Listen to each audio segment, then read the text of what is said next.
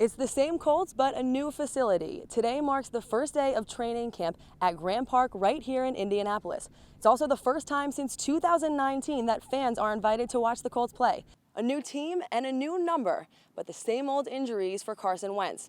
After the QB has already endured head and back injuries, it was announced today that he will add foot to that list. You may remember that former Colts head coach Chuck Pagano was diagnosed with cancer in his first year with the Horseshoe. But even after being declared cancer-free, he is still fighting back against that disease tonight. So we still don't know his vaccination status, but one thing we do know for sure, that decision will impact the Colts' success or failure in this upcoming season. If Wentz is out for the full 12 weeks, he could miss up to 7 regular season games. All that to say, things could get ugly for the Colts if they don't figure out this quarterback situation, and fast. As quickly as John Desko retired, the Syracuse men's lacrosse team found an icon to replace him. Former Syracuse women's lacrosse head coach Gary Gait will take over as the 5th ever head coach of the men's program. She was a freshman, so she's somebody who Coach Quentin Hillsman could have really built his entire program around, develop her into a star, but it's not going to happen. Well, wherever she goes, we wish her luck, but we hope it's not an ACC school so we don't have to face her again.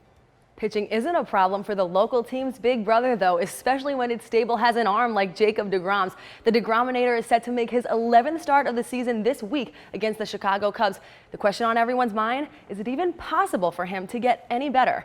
Now another obstacle. Megan Carney, the leading goal scorer, went down in the first game against Boston College. And Coach Gates said it himself. This is one of their best offensive player. Meg Carney had a hat trick in Thursday's game, and the whole year it's been the Meg show. It's Meg Carney and Meg Tyrell producing on that offensive end, but that duo is going to have to be put on hold for now. As good as Houston is, this felt like a winnable game for Syracuse, so how did it get away?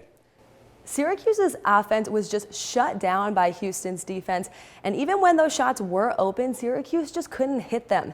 Samantha, I got to take a deep breath. That was a crazy finish, and who else to finish it off? Aaron Matson. And you kind of knew that that was going to happen, but it's still nice to see her just write her own story. You know, such an awesome season, and what a great way for her to end it. Kind of a feel-good win for the entire team heading into the postseason. And while football teams have their eyes set on those future games, both head coach Dave Klein and senior lineman Maxwell White agree. For now, just being back on the field is rewarding enough. Kenzie Harris is a Syracuse women's lacrosse player. But ask the 14,000 followers on her Instagram what they know her for, and they'll tell you it's her voice. And I say, oh, the way I breathe you in, it's the texture of your skin. A few years ago, Harris was going through a difficult emotional time. I was just a horrible human being, honestly. Like, it was hard to be around me. She needed an out. A productive way to help her stay out of trouble and fight back against the things in her life that were causing her pain. She started writing, and to her surprise, my friend was like, dude, like, this kind of could be like a song. And then I literally just gave it a shot, and like my whole world, like, it was like a huge 180, like it just flipped around. I was like, holy crap, like, yeah, like this is gonna work, this is gonna help me. No one could have predicted what would happen next, though. What started out as a coping mechanism for Harris quickly became a talent she was being nationally recognized for. She was followed on Instagram by many people that you wouldn't recognize, but one that you probably would. That night, I got 2 requests from J Bieber 100 and Haley Bieber is my life, whatever.